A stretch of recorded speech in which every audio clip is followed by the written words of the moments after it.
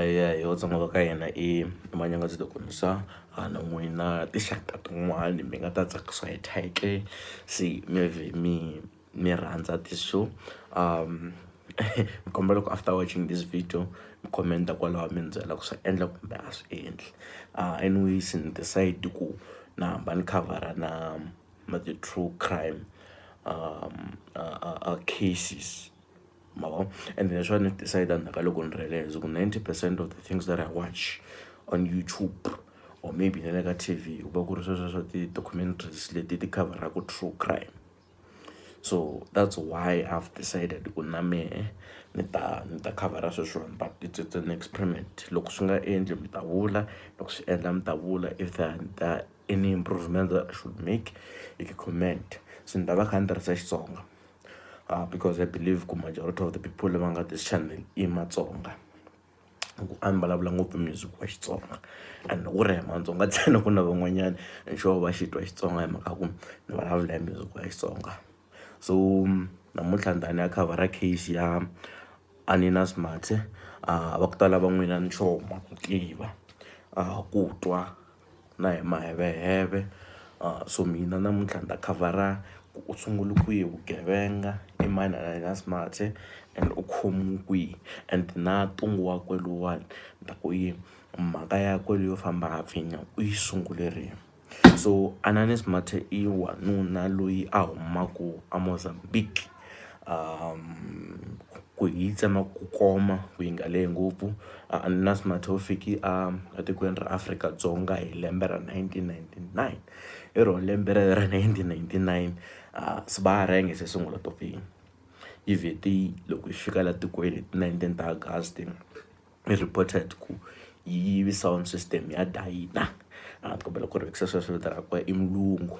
Yi yive sound system ya Dayina na wakwe yi tlhela yi va yivela na movha. So mind you kusukisela hi 1999 ku fika hi 2002 Ananias Mathye a yi nga pfinyi Sibara, a yi nga pfinyi munhu, a yi ri ku tiphandeleni, yo tirha ku yiva na robbery ntsena. Leswi a yi famba na swona vokweni a yi famba na torch na xibamu. Loko yi kuma ku ri na mbyana yi chelela mbyana. Hi leswi va yi describe-isaka swona loko va hi lava maphorisa. Ni ma swi tiva ku maphorisa loko ku za ku va na sequence ya vugevenga byi humelela ko karhi va endla profile ya xigevenga xexo. Va xi describe va cheka ku okay loko ku ri xi yivi la xi yiva ka next door, xi yiva kun'wana le, xi yiva kun'wanyana kwala kusuhani. Loko ku ri a ku ri na mbyana mi kuma mbyana yi file then lava va nga n'wi vona va ku loko a khome xibamu and na torch. So ngwenya yi sungule timhaka ta yona ta ku pfinya hi lembe ra 2003 a ku ri ti 2 ta December as documented ka ti-documents ta maphorisa la South Africa. So veri yi fiki yi nghenelela Tracy Jacobs. Xinepe xa yena ni ta xi bekela. I think ni ta fika ka each and every 5 minutes or 6 minutes on this clip ni ta fika ni endla break ni vekela swinepe swa ti-victim letiwani ku mi kota ku va vona lava ni nga ta kota ku va kuma online. Se yi nghenele Tracy Jacobs. So loko yi nghenela Tracy Jacobs yi n'wi kume a ri na n'wana wakwe wa mfana. They were in the room. So yi fika yi n'wi byela kahle ku Sibara sis now I wanna rape you. So hi mhaka ku loko a langutisa u kuma ku na n'wana la tlhelo u endli hi nga ri wa swi twisisa ku u lava ku pfinyiwa. Ma ni twa mos. Ivi so a ziphunula timpahla takwe. Ivi se loko Sibara ya ziphunula swa yona, remember a yi famba na xibamu na torch. Ivi se a raha voko leri nga khoma xibamu. Ivi xibamu lexiya xi mistakenly hi xihoxo xi basisi loyi. Sesi loyi a nga swi notice-angi by that time. Lava twisisaka science ku na adrenaline rush. Va ri munhu loko a chuhile flight or fight a swi talangi ku munhu a swi twa swilo leswi swi va kha swi humelela emirini wa yena hi nkarhi wolowo. That's why mi kuma ku loko mi va kha mi famba nhoveni ngoma ku standini to kwacha kumbe mi vona nyoka mi nga tsutsuma mahala lwa na hi mito, so mi nga swi twi ku vava mi ya swi twa loko se mi nga ha chuhangi ngopfu ma swi vona. So xibamu lexi a xi bini loko xi ba se swi lava kwetlembetana na yona swi va ri kwetlembetana na yona swi va ri a za a manager ku yi humesela handle a yi pfalela gate. Se u hlamusela ku loko a yi humesela handle a yi pfalela gate yi sungule ku rhuketela yi ri gate-ini, ivi se a ku a nga yi hlamulangi u tlhelele ndlwini loko a pfala rivati se yi ba xibamu yi n'wi duvuli kanharhu. So this was his first rape case. That's why mi kuma ku a swo boha ni hi ta hi vuenti. So sweswiwani a hi yeni ya vona swinepe swa lavawani. Mi nga rivali loko subscribe a vuya ta ku 30 seconds yin'wana na yin'wana mi komba ku loyi by this time ma swi vona ku Sibara a hi se za yi pfinya munhu. Sibara ni vula Ananias Mathye mi ta ni rivalela, ni ta pfa ni ku Sibara, ni ta pfa ni vula ku Mathye, ni pfa ni ku Ananias ni vula ku you will follow up ne. So ngwenya after loko se yi duvule se swi luya mind you a yi n'wi pfinyangi u manage ku yi fighter off, a yi pfalela handle yi yo n'wi duvula, luckily u hanyile. So ro lembe rero ra 2003 ngwenya yi mahlweni na mitirho ya yona yi nga khomiwi ku nga humeleli nchumu. Size ya kumeka hi lembe ra 2004. Hi lembe ra 2004 leswi nga endla va yi kuma sweswo maphorisa va kha va endla kwala patwini va kha va searcha, ivi ngwenya va yi kumela ti-sausage letiwani loko va ti testa for poisoning va kuma ku ti na poison. Se poison lero sausage leti a yi ti tirhisa ku dlaya timbyana leti a yi nghena lomu a yi nghena kona. But anyways mind you phela a va se swi khomanisa ku swi nga endla ku ri yona ngwenya leyi, ivi se loko yi khomiwa maphorisa ma le ku rhuleni after 10 days va yi humesa. Se yi suka cause eku rhuleni ku tele ngopfu valungu kahlekahle a yi va yi target ngopfu vona for ka nkarhi woluwa. Se yi move yi ya Parktown le Johannesburg, majority of you ma yi tiva. A Parktown yi fiki yi nghena a mutini wa va ri i Charles Pringles around ma 2 o'clock 2-3 o'clock. Swi tiva njhani ku yi nghene ma 2-3 o'clock ku ve va hi vone 4 i ku timbyana ta vona ve ri ti sungule ku bahuwa hi nkarhi wolowo wa ma 2. So hi 4 o'clock loko se yi heti ku teka leswi yi teka swona se yi chelele na timbyana ta vona yi nghene kamareni ya vona ya byetlela. Sure a yi nga chekangi ku tshama mani, a yi twa nga ri ku tshama n'wansati. Se yi fika yi kuma ku ri na Charles na nsati wakwe. La Charles a nga sungula ku yi rhuketela u ri loko a swi hlamusela u ri a yi mufangi na loko a kha a teka swilo yi hoxetela a swi endlangi nchumu. Se a za a lava ku tshunela, loko a lava ku tshunela la yi nga n'wi duvula collarbone. Loko va huma na nsati wakwe loko va yimele maphorisa, loko va fika va langusa ndzwana liya ya vona yi nga fa, va fika va yi kuma ya ha ri ma vona sausage yi nge se za yi ndzwana leyi yi dlayiwe hi poison liya yi nge se za yi kuma na nkarhi wo cakunya hi mita i sausage liya Sibara a yi nyiki yona. Leswi vulaka ku i poison leyi a yi cheliwe laha ndzeni a yi tele ngopfu kahlekahle. Ivi se i ro siku rero yi heli a Park East, it's just near Parktown. Loko yi fika Park East yi fiki yi pfinya n'wansati a va n'wi vulangi vito rakwe xo lula ku ti protector, but then xi va nga specify hi yena i ku u na master's degree a Wits. Ivi kusuka kwalaho a Park East futhi hi ti 8 ta December ro lembe ra 2004 yi tlhengeta. After 8 days futhi hi ti 16 ta December ro lembe rero yi tlhengeta yi ya pfinya munhu a Pitori. se hi sungulini kahle hi loko se hi sungulini hi loko se hi la ku nghena ka ti-case ta Ananias Mathye ta rape nto mi kumeni background ya Sesila le Pitori ya fita ku ni yi hlamusela ku yi humelele sukuyeni because hi yona yi nga endla maphorisa ma recognize kumbexana ma notice ku actually hi na serial killer njhani na loko yi ripa Sesila le Pitori Sibara yi fiki yi nghena mutini wa vona loko yi nghena mutini wa vona yi fika kamareni yi fika yi va byela ku sweswi na ku pfini because a va chavela vutomi bya vona na swin'wana na swin'wana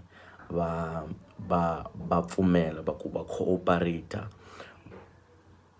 se yi humanyana kamareni ya vona yi ya nghena a khixini yi fika yi teka mukwana lowani a yi lava ngopfu ku wu tirhisa ku tsemelela mpahla ku swi va fast veri yi fika yi tsema buruku ya yona ya tisayitini yi tsema na leswi a va swi mbarile se yi sungula sweswi yi swi sungulaka va le cooperative yi ti endlela yi yime laha yi nga twa ku kha ku hundza movha se hi hleketa ku hayi mani chansisa munhu loyi u presse swa ti-alarm or swin'wanyana se yi huma ya hlometela se yi fika yi kuma ku hayi man i security company ta ku kwalaya Pitori a va tshama kona ti nga ku jikajikeni se yi fika yi decide ku hayi man let me stop this ivi se yi bayiza yi siya mukwana luwa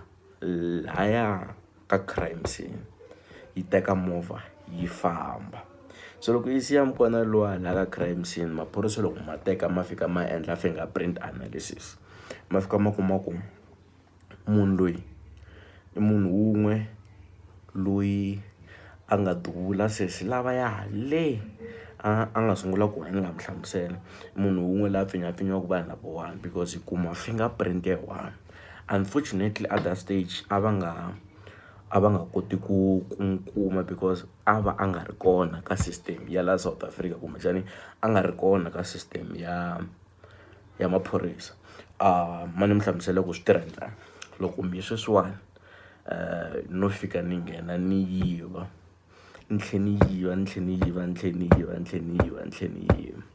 loko ku ve mina ti-fingerprints ta mina a ti tshama ti va kona ka system ka system ya le maphoriseni hambi mo vona fingerprint ya mina kwihi na kwihi you can't trace it back to me because the police don't have access to that fingerprint mavo so fingerprint match yi va kona loko ve fingerprint ya mina yi registered a police station kumbexani ni tshamini yena endla swin'wana issue leya ti-fingerprint it's one of the reasons yo why loko mi kuma ku khomiwa munhu mi kuma ku khomeliwe maybe ku u yivini a Shoprite va fika va kuma ku na ti-case tin'wana to tala ngopfu ti nga against yena wa ku ri timhaka tetiya to fingerprint ya yena a yi va yi nga se va kona police station but the moment va fika va yi faka laha ka system laha va va kuma ku yes this is one of the most wanted fingerprints so because ngwenya loko va yi khoma la 10 time le nkarhi lowa wa 10 days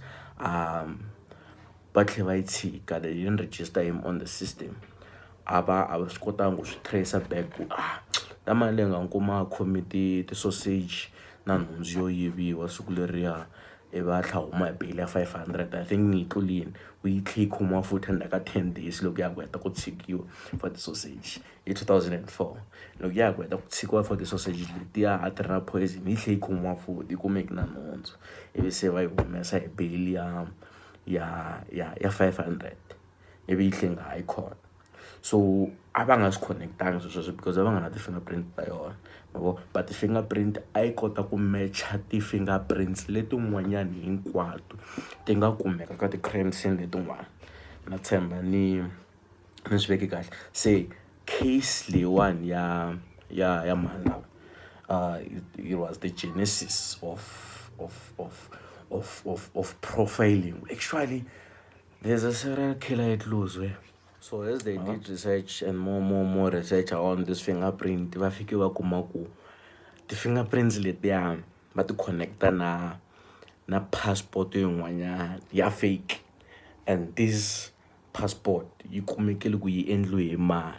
Se munhu wa kona a hela decide ku ayi ku ti save you know system ya hina yi tirha njhani, if wa potela un'wanyana and then milandzu ya wena ya reduce-siwa kumbexana yi canceliwa off, because they were looking for a bigger fish ehenhla ka yehe walowo a ri ku endleni ka fraud nkarhi wolowo. Se a decide ku hayi le xavisa sibara, se sibara u yi xavisile yi tele Mozambique probably early 2005, ivi loko yi vuya va fika va yi kuma kun'wanyana kwale a yi tumbela kona yi ri na nsati wa yona. This was 2005.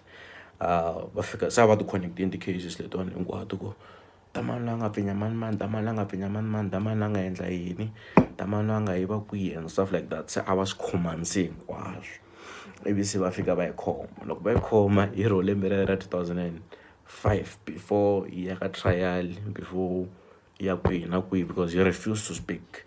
So a va fanele va make sure case ya vona yi tiyile, evidence ya vona hinkwayo yi khomanini, their witnesses is powerful before they can take him to trial. Hi laha se yi nga sungula ntungu wa yoho wa ku nyenga, yi sungule ku nyenga hi 2005 loko yi munhu yi tsema kwala. Ni twa ku should I continue with the story or should I stick to Xitsonga music, because I'm just experimenting. So ni twa nga ri kumbexani swi ta lolohisa ku ni endla video ya 20 minutes kumbe ya 30 minutes ya Ananias Mathye ta vona hi vanhu va 200 kumbe vanhu va 300, no kumbexana mi tlhela mi nga yi tsakeli. So mi nga rivali ku subscribe mi ni hlamusela ku should I continue with the story or should I not do that. Ahiya Vatsonga va ka hina hi manyangatsi to kombisana, n'wi cheka letin'wanyani khenseni ku hambonini.